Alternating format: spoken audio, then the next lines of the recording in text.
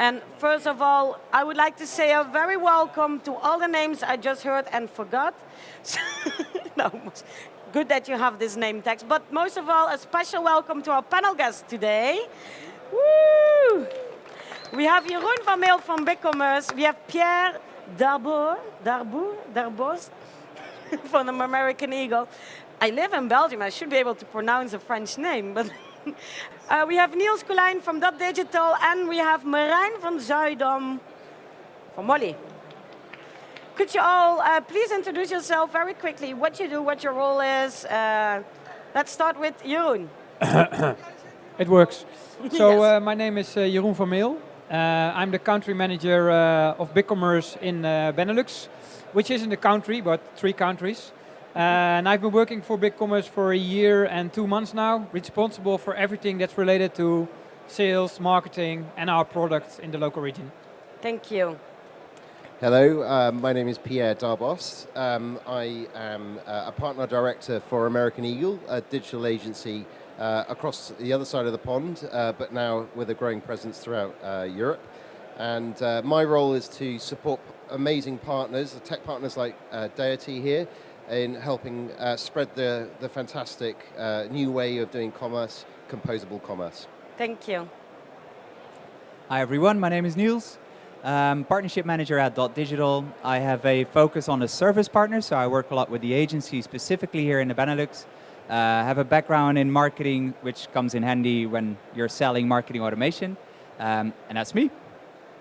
Thanks. Hi, my name is Merijn from Mollie. I'm the head of partner integration. So basically what we do is build integration within e-commerce platforms, middleware layers such as Deity, of course, as well as SaaS and technology integrations. So that's what I do. Thank you, everyone. So, of all the people here, who knows what composable commerce is not? So everybody knows, good. Well, you would have to go downstairs, no joking. But today we're going to talk about composable commerce, and why I have these people together is obviously because what we do in its essence is about partnerships, right? If you don't have partnerships, there's nothing to compose, because we have to work together. And not only do we work with technologies, we work with platforms, and we work with partners like agencies to integrate everything.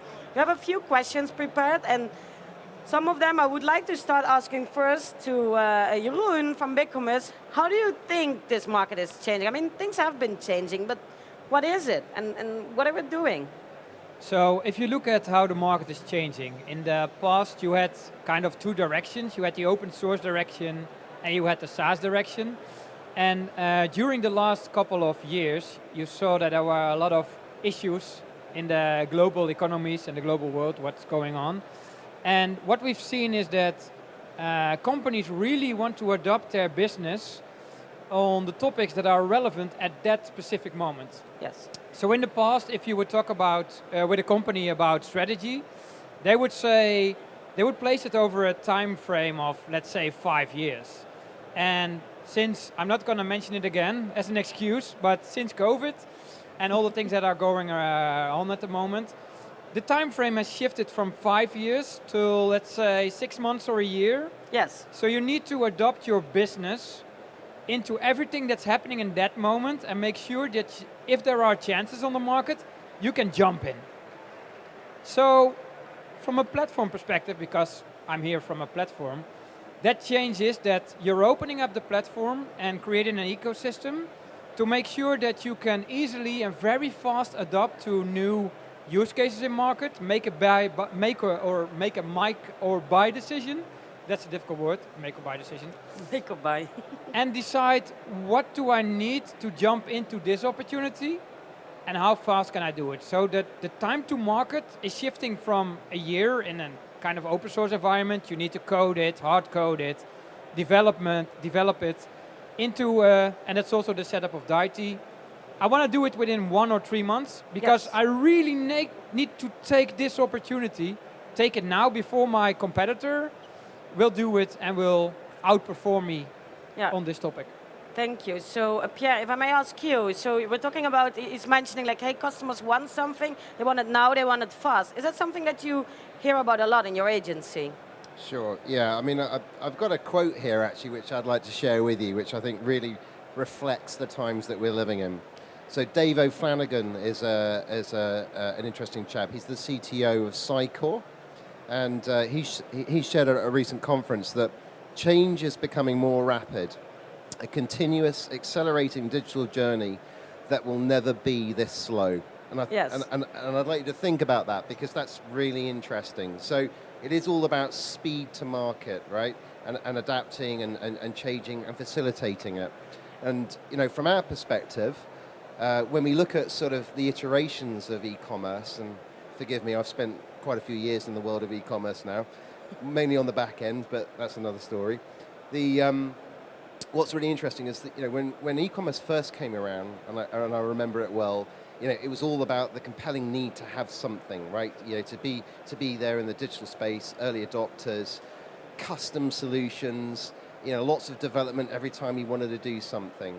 And then the second stage of sort of e-commerce solutions was very much coming along as the all-in-one, right? And that's what we've been experiencing for a long time. But that's a challenge for now, though, isn't it? Because when you want to adopt some change, you're having to go into development, you're going into roadblocks, problems, time, regression testing, all that kind of stuff. So the third stage of e-commerce that we're now sort of experiencing is this journey in terms of composable. And what I really like about the composable sort of framework is the fact that you can apply user experience and the business objectives all on the same platform. So wherever you want to take your roadmap, there's a way to do it with a composable stack. Thank you. Hey, you're talking about fast adapting, changing, and there's nothing as fast as the world of marketing. Yes. Yes. Dotdigital, tell us, how do you experience this change? Yeah, it's very interesting. There's much more flexibility needed. So to Jeroen's point, there's no planning being made for 5 years. Instead, everything needs to be scalable. It needs to be easy to change one thing within your tech stack. You don't want to be tied into anything. So it requires tech companies like ourselves to make sure that we have the integrations that are essential to merchants, that allow them to grow, that allow them to use all of that data that is available in those platforms. And I think working with agencies, I see a huge shift as well within the role of an agency. So I think, the old days are where you were depending on your agency for every change, for everything. They would kind of tie you into a contract. And commerce managers, companies, they've grown up. They're done with that. So yes. An agency is much more becoming a strategic partner, is much more there to help them actually grow. Which I think, is one of the possible positive outcomes of, the composable future. Yeah, fully agree with that. And Mollie, it's a payment. There's only so much you can do in payment, right? It's not that fast changing, but it is changing. And obviously, people want to move faster. They want to expand to more, different countries, want to grow. So how do you experience this? Yeah, what we see in mainly our focus segment, which is like the SME market, is that particular market is becoming so much more used to this speed and the flexibility of certain tools. So very advanced technology becomes way more accessible also for them. It's not only an enterprise game anymore. I mean, headless was an enterprise game and is now basically becoming the standard in the mid-segment of the market. To kind of stay relevant in that and also to make sure that we keep on delivering the service that we want to provide to this market, you need to make sure that you are integrated or partnering or connecting with all the different elements that can play a role.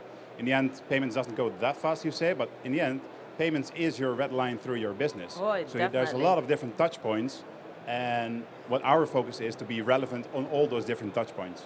Yes, that I can fully imagine. You have much more data to work with and to adapt to. People want, not only one payment method, they want everything there. Yeah, fully agree. Chrissy, we have some more things that we don't, something that we already touched, but how do you see this, with your customers? Does anybody have an example for this? You have? Good. Yep, I'll go. It's actually a shared customer with BigCommerce. So Granson Shoes in the UK is a prime example, who was changing the commerce platform, but kind of want to do it in a way that they don't have to change their entire tech stack. Yeah. So then again, coming back to the integration piece and being able to be flexible with those integrations through middleware or whatever it is, that's been very important to the customer and sort of changing, and just being up and running in a couple of days, that's what customers need and want. Yeah, of course. Everybody wants it yesterday, right? Yeah. So one of the cases we'll be talking about tomorrow, we've got Swinkels here, which is one of the three beers. biggest beer companies. I think you're pouring it today. I don't know if it's Heineken or... No, we're not pouring swings. Skip What are we that, skip pouring? that, cut. So one of the issues they came across is that they've got a very old and reliable. It's down in your it's one of the statues downstairs. Yeah. Monolithic Monolith system. Museum. Yeah. So they are kind of stuck in a B2B platform, and they want to move in the market very fast to place new concepts in the market. And what they saw during, I'm going to mention it again, COVID, is that their retailers were closed down. Restaurants, bars, everything was closed down. Oh, yeah. So their entire business, it went down with like 80%.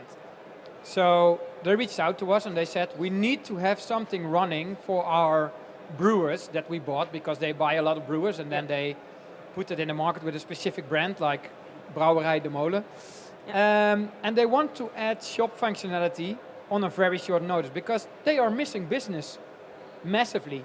So they told we want to go live very fast. We want to go live with 8 or 10 shops. They did that. And besides doing that, they told us that the integrations on the back end, they can come later.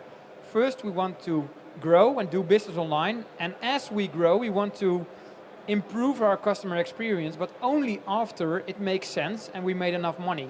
So they put all the revenues and the margin in a specific pot, and they put it down besides them, and they said, okay, next step is an integration, for instance, with Channable, going into marketplace. It's not a top one priority. And what really resonated for them is they want to invest as they grow. Yes. And make that make or buy decision as soon as it pops up, and the platform is delivering it for them. And I think that's a very good example. Like nowadays, we're not just choosing for a platform ready, like something that has everything that we're going to need for the next 5 days. Exactly. We're expanding, we're changing. One of our big customers, you can see downstairs, is Jimmy Brings. They're also alcohol, so I'm not sure. They grew very fast because of COVID. They grew from 10 million in 2019 to over 300 million in 2022. That's a fast grower. They deliver alcohol cold within 30 minutes to your door. And they had to adapt also very, very fast to this market. You know, they're growing in places where there's stock, they're growing in marketing, but they also need to adapt to, for example, regulations. This is a new type of business, right? Fast delivery, it's a new type of business, so regulations are popping up very fast, and they need to be adapted as well. So we see that in much more places there. So I'm gonna switch to the next one. So when would you advise someone to say, go to Composable Commerce, right? And I'm gonna ask Pierre as an agency, Sure. when is the time? When is it? That's a really good question. You've got to apply context. So when we engage brands, we're trying to understand, where are they now? Where do they want to go? And then we'll work out consultatively how we think they can get there. And I think it does start with where are they now? Because if they are, on a platform with a lot of technical debt, that's great, right? Here's a great example of why you should be moving down the composable route. I think, like most things in life, you got to get going. So we accept, that there are sort of SaaS platforms, that kind of stuff to kind of get going with, but you will hit boundaries, through your stages of growth, and that's where sort of adopting a composable framework, will then unlock that future potential to take them wherever they want to go, right? And I think we all know change is inevitable. Hyper-personalization is kind of where it's all going, and we can only do that really through an ecosystem of a wide and varied tech partners that serve customers at all levels. And that's what we're doing. We're opening up that road, letting people choose what they want, making it happen. Yeah, and I think you just touched a very interesting point. The world of personalization is obviously something that has been growing without COVID, very, very fast. And you know that obviously as a marketeer, and we see also that not only personalization is growing, but also the services surrounding that, AI and that kind of stuff, and that needs to go online very fast, right? Not just being integrated, but the platform needs to be able to react very fast to show the right data at the right moment. Working from one platform without Composable World, that's impossible. Right? Yeah, there was a use case that we talked about recently, where they wanted to use that, and they wanted to use it in their current stack, which is one of the monoliths museum pieces downstairs, and it was impossible. They couldn't deliver because they weren't able to push that data that fast. And you probably have some more issues with that, like, hey, how are we going to solve that? Yeah, I mean, a lot of the conversations we're having derive from data.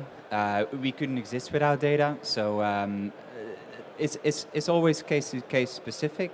I would say you need actionable data. You don't just need data, you don't just need all these systems that gather this data, but it needs to be actionable. So for some customers, that's going to be a marketing automation system. For others, that's going to be a combination of various systems, right? So it's again coming back to the flexibility with integrations, being able to plug that into wherever you need it to be plugged in, and it could be a combination of a CDP and a marketing automation, could be anything. So yeah, it's again making sure that you choose a tech stack that allows you to be flexible with that and enable growth.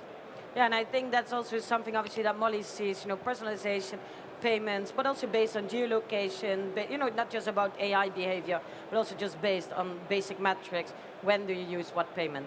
Yeah, absolutely. I mean, the world is splintering up, and if you're breaking down the monolith, I think it happens the same not only for your platform, but also for your services, at least in our case, right? So you don't want a couple of APIs that bring a lot of data in once. You really want to split it up. As where you have for different providers and different solutions, you choose your best of breed solution. The same goes for the products and the services that we provide. We kind of create mini APIs that are super lightweight, highly adjustable and seamlessly working together. So you really, as a merchant, can pick the ones that you need, make it very lightweight, connect wherever you want, no matter what vertical, what channel you're serving, but keep it simple. Yeah, and I think that is one of the main things. Composable commerce is not complex. We have to keep it simple. We have to build a world together where everybody can pick their needs without making it over complex and make it into massive bowls of spaghetti. And I have a very interesting images for that. If you have some time tomorrow during my presentation, I will show you. But I want to ask also some people around here. So who is not convinced yet of composable commerce and why? Or is everybody saying, yes, this is the next step? Well, I think so. Wow, that's a good, you did a good job, guys. Everybody is convinced now. Woohoo! So does anybody have a question to one of these guys? Don't be shy. Is anybody working with Dotdigital? Nobody? No, oh, they are, yeah, of course, Shopware. Shopware, I think it's a good, what do you think about Composable, and how do you see as an open source platform in that? So obviously, to us, open source is very, very important. Yes. Okay, open source is kind of the heart, really, of our community, and we believe that it should be available and accessible for everybody. Obviously, composable commerce is very important as well, because it's important, as the panel have said already, that all of us can adapt and be very responsive, and we need to do that at speed for the future. We don't know where our industries are going to take us, but one thing we do know is that we need to be planning for the future, and we need to be able to respond very, very quickly, and at scale as necessary. So it's a really exciting time for e-commerce, and I think we're going to see some significant changes over the next couple of years. Yeah, I think so too, and I think also what is very interesting is that we're going to combine the world of open source and freedom with the world of ease and speed of SaaS, right? But also together with the third one, which is the robustness and the scalability of a big platform like SAP or the bigger enterprises one. And I think that really changes. And I think Jeroen wants to react to that, actually. Yeah, there's one thing I would like to add to the composable part. Yes. Because, of course, we are part of the MAC Alliance, and I don't know if everybody knows it, but it's a German community based on microservices, API-centric, cloud, and headless. And I think one of the biggest advantages of a composable architecture is that if you introduce microservices in your architecture overview, or in your architecture, it means that you can pinpoint on a specific service that you can upgrade as a part of your entire ecosystem without it impacting the rest of your platform. Yes. And this has been a problem when you look at all of the monolithic platforms that are around. If you change something, it impacts your entire monolithic platform. And it impacts it, you can go down or whatever, an API is being changed and everything goes bust from there. Yeah. So I think the microservices part in Composable is very important, together with the API connections around it, so you can look at a specific service, improve it, only that service, without it having to impact all the other microservices that run around it. I think that's a great addition. I don't know what your perspective is on that, Pierre. No, I think that's absolutely fair. I think our experience in the past is, we come from quite a technical background, so we were doing a lot of development independently, in a bespoke custom way for every customer. But what we're doing now is engineering stuff that can be upcycled, recycled for speed, right, and cost. Yeah. So actually the community benefits. So we see more of this happening in terms of composable commerce, freeing up costs, freeing up time, making progress. And it's exciting times. Very exciting. Do you want to have some closing words on this? You?